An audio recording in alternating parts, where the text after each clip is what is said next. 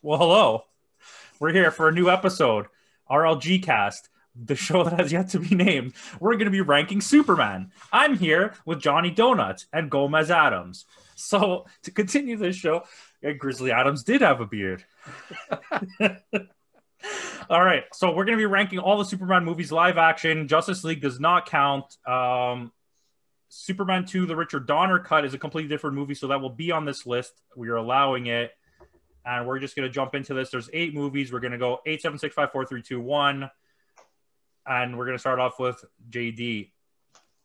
So the worst Superman movie for me is Superman 4, The Quest for Peace. Terrible movie. Yes. My number 8 is also the worst Superman movie. Superman 4, Quest for Peace. Same. We agree on that. His is also Superman 4, Quest for Peace. Yes. You have to say the whole name to give that movie the justice it deserves. Or the injustice, for that matter. Then for me, it's Superman 3. As much as I love Richard Pryor, that wasn't a very good movie. No Lex Luthor, not a Superman movie. All right, so for me, number 7 is Superman 3. What's it called? Superman 3? It was just Superman 3. It didn't have a name? Didn't have a subtitle, no. No subtitle except a name. Superman 3, A Quest for Richard Pryor. A check for Richard Pryor. Yeah, same for me. I didn't think, my! If our lists are the same, I'm going to be very upset. I didn't think a good computer was a good bad guy. No, I wouldn't be surprised. Next for me, I didn't think a computer was a good bad guy. Okay, sorry. I'm sorry. Okay, I was going to say, for me, this is the worst out of the good ones. It's Superman Returns. I didn't mind it, but it's not as good as some of the others. This is really hard for me because we did this list before and I don't remember how I ranked it, but okay, so for my number 6, hold on, I'm sorry. I don't know what's going on. Nick, can you give him your number 6? Sure. Batman versus Superman. I think it started out great and then it just took a weird left turn. Like I didn't know what that was going on in that second half. So convoluted. This is so stupid. I don't want to do this. Yeah, that's funny. Like we did this before, right, Campos? Yeah. Yeah, I don't even remember my. That's why I don't remember my list either. Okay, so I'm going to say Batman vs Superman is my number 7. No, 6. Number 6. We're on 6. We're on 6. Continuity errors. Right. All right. So number 5 is Batman v Superman: Dawn of Justice. That's the one. It was a toss-up between that and Superman Returns. I agree with Caps. It started off good, and then it took a weird left turn and brought Doomsday out of nowhere. They tried to make a Justice League movie, and it failed. All right. My number 5, we're getting back into the right continuity. My number 5 is Superman Returns. My number 5 is Superman Returns too. I thought it was decent. Oh, no. It was pretty cool. Okay, I think our list is the same. Caps has the same list as me from start to finish. So number 4 is Man of Steel for everybody? Okay, good. We're not on the same page here. We're off this. We're off the rails. Man of Steel is number 4 for me. Okay, so number 4 for me is Superman 2, the regular version. Caps? Well, what are we on? We're on number 4. Yeah, Man of Steel. 4, yeah. Yeah, Man of Steel. Okay. Yeah. Okay. For me, number 3 is the original Superman 2. For me, number 3 is Man of Steel. My number 3 is the original number 2. There you go. Number 2 is the original Superman. My number 2 is Superman, the original one. So, and then our number 1s, I guess, is the Donner cut for everybody. Actually, my number 1 is Superman 2, the Richard Donner cut.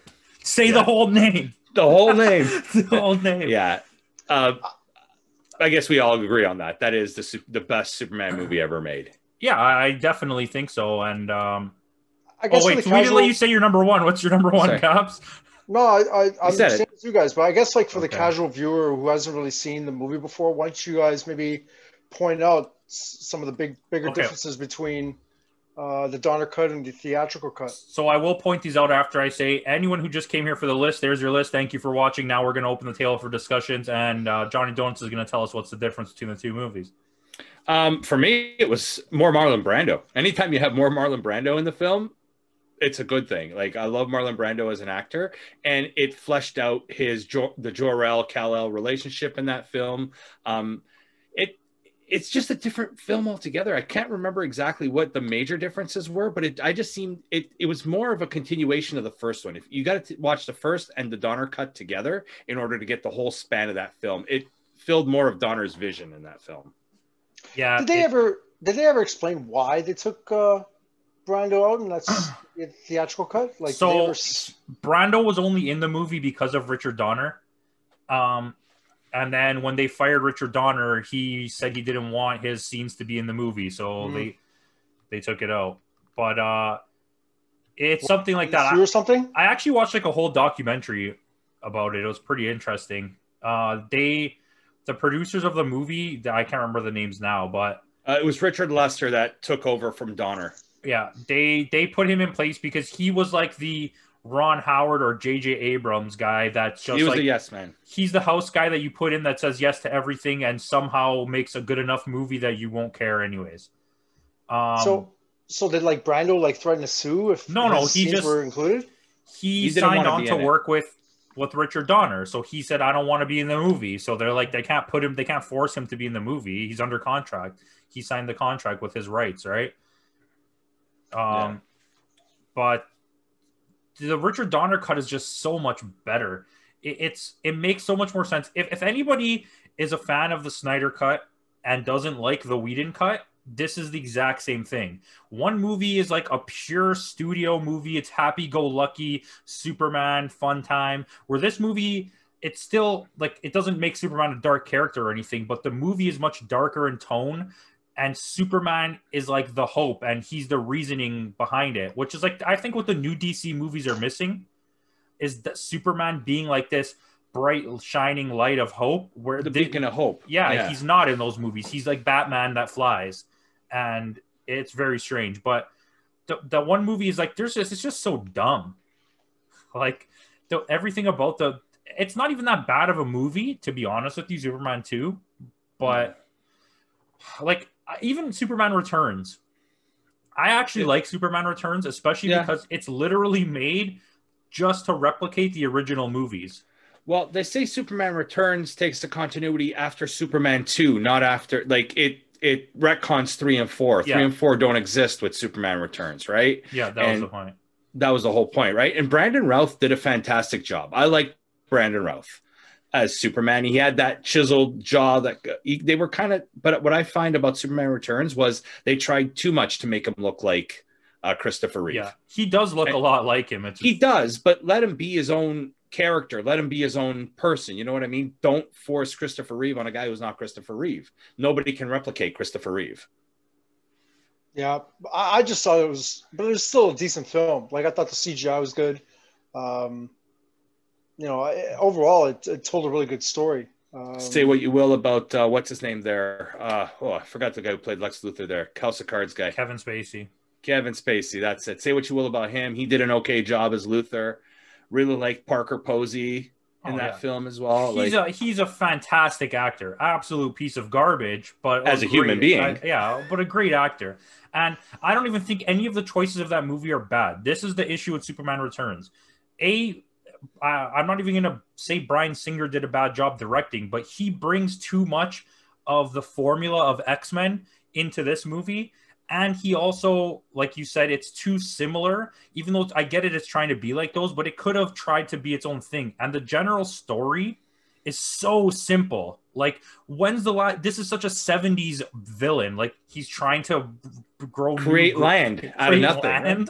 Right? Excuse me? And then you have Harold and Kumar in there, or you have Kumar, right, not Penn. Harold. But... That's right. Cal Penn was in that movie.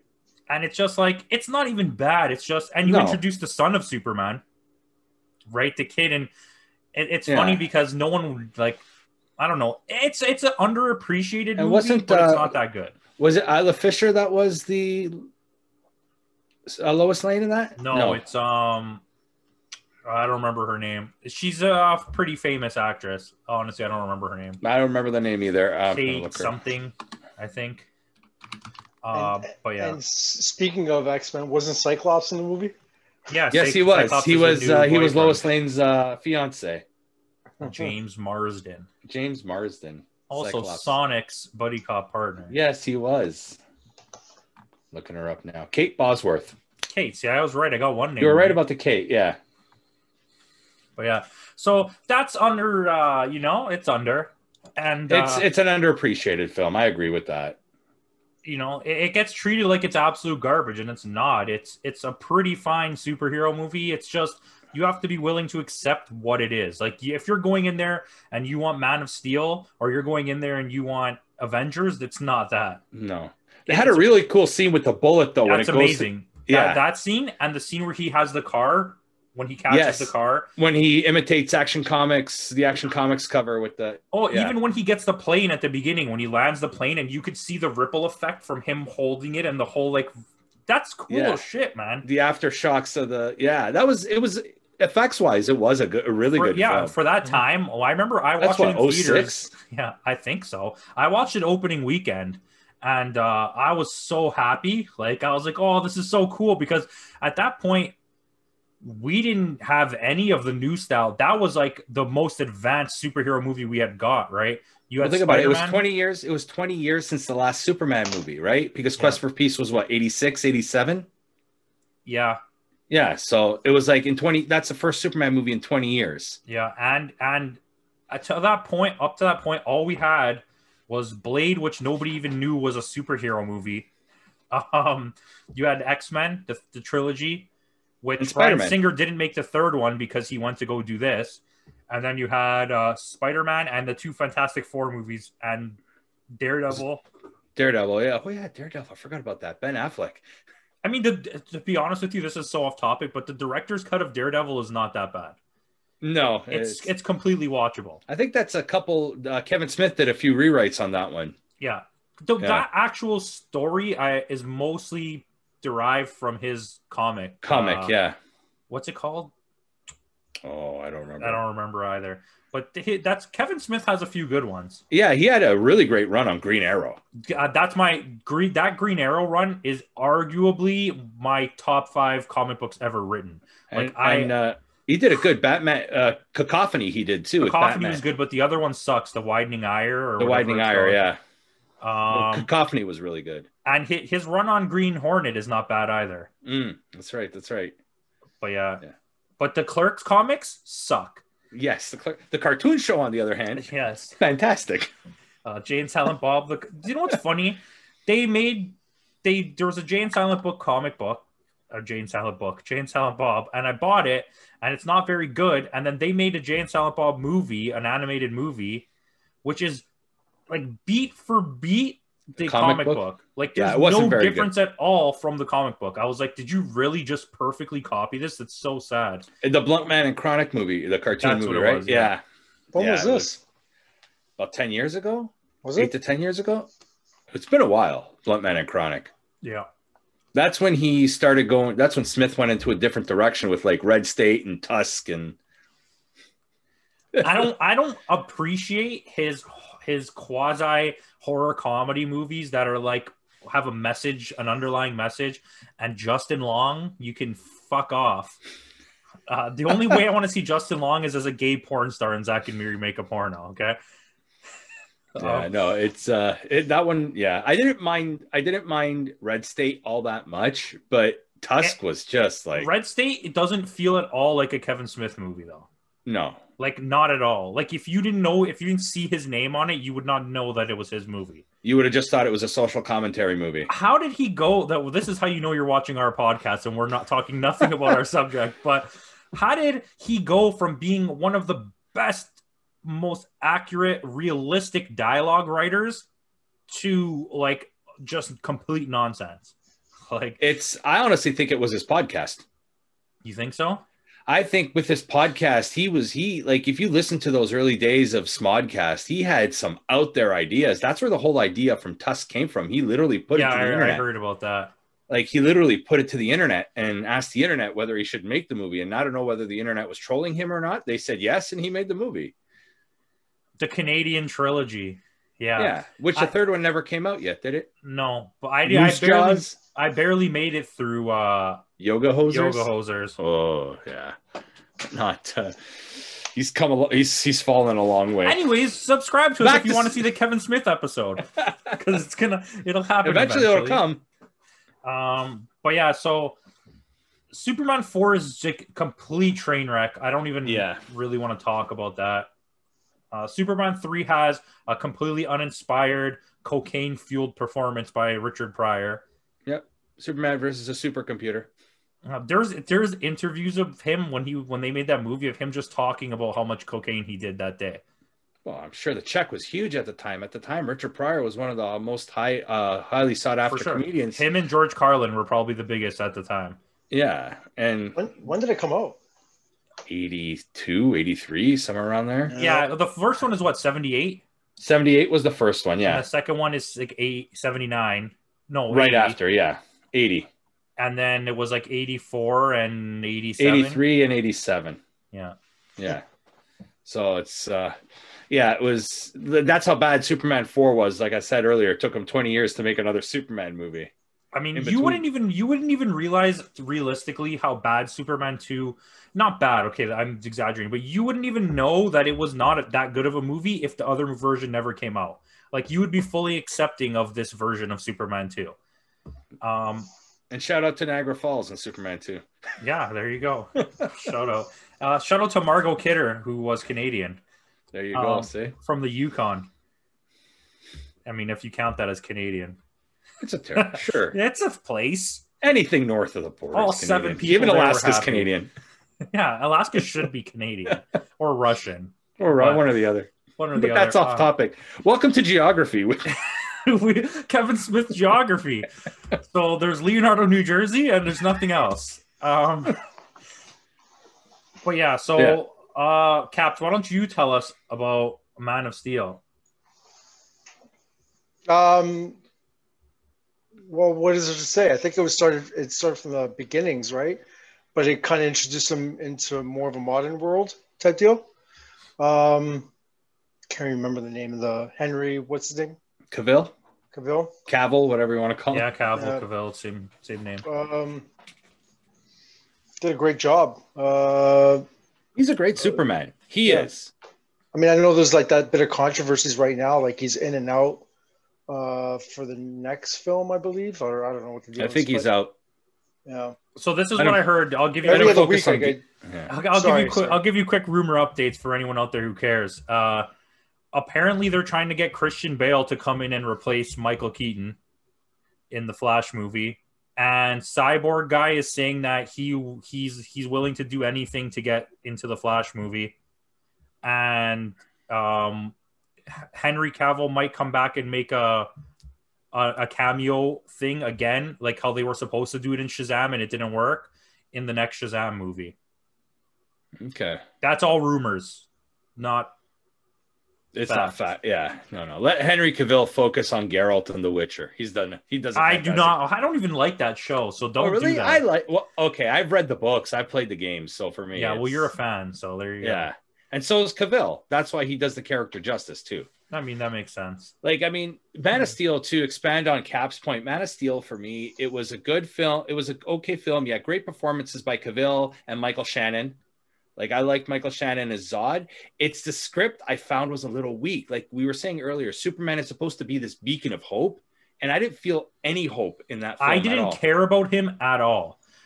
And then you and I still say this to this day, the best actor that they paid money to have in any of the DC movies was Amy Adams, and you gave her literally nothing to work with. Nothing.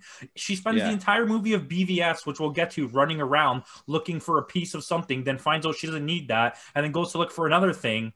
Like, anyways, you misused her. Michael Shannon is really good. I liked all the Zod characters. Henry Cavill in that movie looks like Superman, but he doesn't do any acting. He just stands. He's very stiff. And is that the director's fault? Yes, of course it is. It's Snyder's fault, exactly. But and the writing fault too, because they didn't get it. Like, it's not all Zack Snyder in that, because he did a really good job visually. I think visually it looks great, Man of Steel. And there's a lot of those moments of like you get chills. You're like, yeah, Superman. Like when he saves the people on the boat, or like the oil rig, whatever it is. Yeah. And it does have some moments, like you said, but it's an hour and a half of people breaking down buildings. Just like the last stupid monster fight. Yeah, the last half hour was just like, what's his name? Ben Affleck just looking up and like looking at what Superman's doing. What was Ben Affleck even doing in Metropolis? They have a Wayne building there, I guess. They do actually. It's there. They actually do. Yeah, there's a Wayne Tech building. I don't like what's his name, Eisenberg as Lex Luthor. He's absolutely terrible. So now we're moving to Batman vs Superman. Caps, why don't you tell us about Batman vs Superman? I mean, like I said before, it started out okay, but then like out of nowhere, you got these other characters that just pop out of nowhere and just took this huge left turn. So I don't know if you guys want to talk about. Well, I have a question for you before anything. What was the best part and the worst part of that movie for you? Well, the best part is seeing the conflict between the two major characters, between Batman versus Superman. It's like, okay, we're going to see a fight. You know, we're gonna see some sort of resolution. But I mean, yeah, obviously the worst part of it is just this huge left turn. It's like it's muddled, it's convoluted. I agree. It is. Like I don't know if it needed another Snyder cut where another 2 hours to actually explain the whole damn Please thing. no. The rated R version is much better. I kind of lost interest pretty much like afterwards. Like, where the hell did Wonder Woman come from? Right, Wonder Woman to me is the best part of that whole movie. Yeah, I know. Like, she's the best part and the worst part for me. She's the best and the worst because the way she was not needed. In doesn't make sense. Yeah, her as Wonder Woman, she's fantastic. Gal Gadot as Wonder Woman is phenomenal. She's great. I like her. It's expanding on what Caps is saying for me, though. Like, it made no sense. If it's Batman versus Superman, why are you bringing in Wonder Woman, Doomsday, Lex Luthor? Isn't in the R cut too? You have Deathstroke as well, don't you? Yeah. Yeah. So it's like if it's Batman v Superman, focus. It doesn't have Deathstroke. Oh no, Deathstroke was added at Justice League. Never mind. Yeah, at Justice League at the end. Thing. But no, they should have gone after like the way the animated movie was, the Public Enemies film, Superman versus Batman, Public Enemies. Yeah. That was much better. They should have. Okay, we already had so many conversations about this and the ways that it could have gone and whatnot. But to me, your biggest error was either including the insanely terrible Jesse Eisenberg Lex Luthor character, or not using him properly and then including Doomsday. Like, if you were going to use Lex Luthor, you should have went all the way with it and just made him be the catalyst of the reason why Superman and Batman don't like each other, and then reasoning why they have to help each other to stop. Introducing Doomsday was like a dumb reason. That could have been reason enough to stop the fight. Like the Martha thing, everyone's going to tell 100 things about why it happened. No, it happened because bad writing is why it happened. That's Yeah, they couldn't come with a resolution.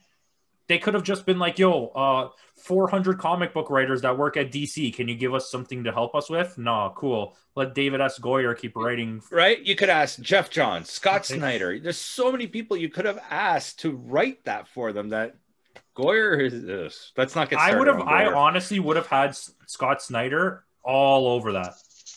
Yeah, he would have been my person consulting anything with Batman. His New 52 run, like the Court of Owls, it's great. Court of Owls is arguably the best Batman. Like, it isn't the best, but it's in the conversation for best Batman comic. Like, run. He did Court of Owls. He did Batman R.I.P. He did which one else did he do? Black Mirror. No, not Black Mirror. Is it called Black Mirror? Yeah. No, Death of the Family. He like. Do you guys remember when the teaser trailer came out? Batman vs. Yeah.